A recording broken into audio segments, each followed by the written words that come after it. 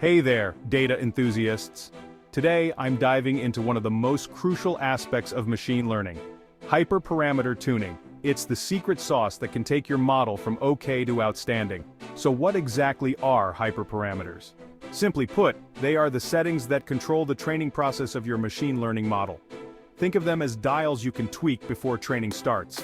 Unlike model parameters, which are learned during training, hyperparameters are preset.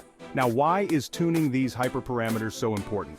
Well, the right combination can drastically improve your model's performance, better accuracy, improved generalization, and faster convergence. It's like finding the perfect recipe for your favorite dish. There are several techniques to optimize these hyperparameters. First up, grid search. This method involves trying out every possible combination of hyperparameters. While comprehensive, it can be time-consuming. Next, we have random search.